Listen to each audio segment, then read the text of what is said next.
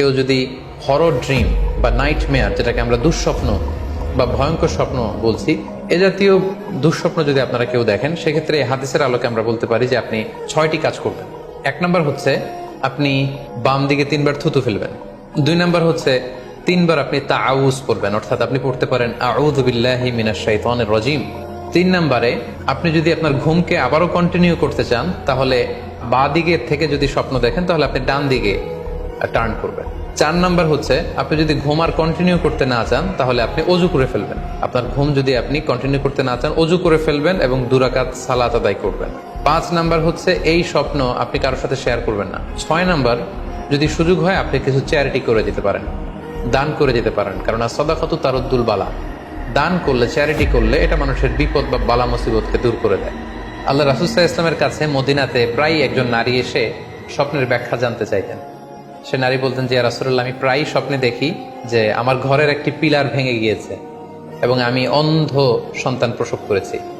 এই নারীর স্বামী ছিল ব্যবসায়ী এবং সারা বছর ব্যবসার কারণে বিভিন্ন জায়গায় তিনি ঘুরে বেড়াতেন এবং যখন ফিরে আসতেন, যাওয়ার সময় তিনি স্ত্রীকে প্রেগনেন্ট অবস্থায় রেখে যেতেন, অর্থাৎ গর্ভবতী। আর এই বাচ্চাকে পেটে নিয়ে এই নারী সবসময় এই স্বপ্ন দেখতে থাকতেন। তো রাসূল সাল্লাল্লাহু আলাইহি ওয়াসাল্লাম স্বপ্নের ব্যাখ্যা বললেন, তুমি চিন্তা করো না, তোমার স্বামী সহি সালামতে ফিরে আসবে এবং তুমি সুন্দর সন্তান প্রসব করবে। এভাবেই চলছিল। যতবার তার স্বামী ফিরে আসে, সুস্থভাবে ফিরে আসে এবং সে সুন্দর সন্তান জন্ম দিচ্ছিল। হঠাৎ একবার সে নারী আল্লাহ রাসূল সাল্লাল্লাহু আলাইহি ওয়াসাল্লামের বাসায় এসে দেখলেন যে আল্লাহ রাসূল সাল্লাল্লাহু আলাইহি ওয়াসাল্লাম ঘরে নেই। আম্মাজান আয়েশাকে তিনি বললেন যে, আমি সবসময় এরকম স্বপ্ন দেখি। একথা শুনে আম্মাজান আয়েশা রাদিয়াল্লাহু তাআলা আনহা অবাক হয়ে গেলেন। তিনি বললেন, তাই নাকি? তোমার স্বপ্ন যদি সত্য হয় তাহলে ঠিকই তোমার স্বামী মারা যাবে এবং তুমি একজন ফাজের পাপাচারী সন্তান প্রসব করবে। ঠিকই দেখা গিয়েছিল, তার পরের বছর তার স্বামী যখন আসলো, জীবিত আসতে পারেনি, তার স্বামী ইন্তেকাল করেছিল এবং এই নারী যে সন্তান প্রসব করেছিল সেটি ছিল একটি পাপাচারী সন্তান। তো এই ঘটনা আল্লাহ রাসূল সাল্লাল্লাহু আলাইহি ওয়াসাল্লাম শুনে আম্মাজান আয়েশাকে বললেন, আয়েশা, তুমি এটা ঠিক করোনি।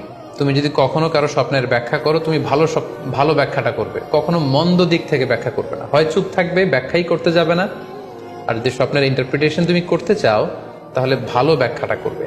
অর্থবহ স্বপ্ন দেখার 4 নম্বর সাইন হচ্ছে শেষ রাতের স্বপ্ন সাধারণত অর্থবহ হয়, অর্থাৎ লাস্ট 1/3 অফ দ্য নাইট।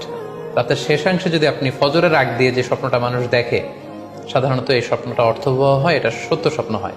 কারণ এই টাইমে আল্লাহ তাআলা প্রথম আকাশে নেমে আসেন বা মনোনিবেশ করেন এবং ডাকতে থাকেন, কার রিজিকের দরকার আমি রিজিক দেব, কার অর্থের দরকার আমি অর্থ এর ব্যবস্থা করে দেব, কার কি দরকার আমার কাছে চাও, অসুস্থরা আমি তাদেরকে সুস্থ করে দেবো।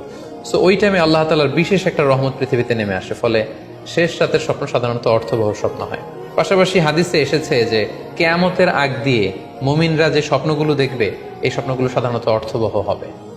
অর্থাৎ কিয়ামতের একেবারে আগ মুহূর্তে যখন মুসলমানরা খুব স্ট্রাগল করবে,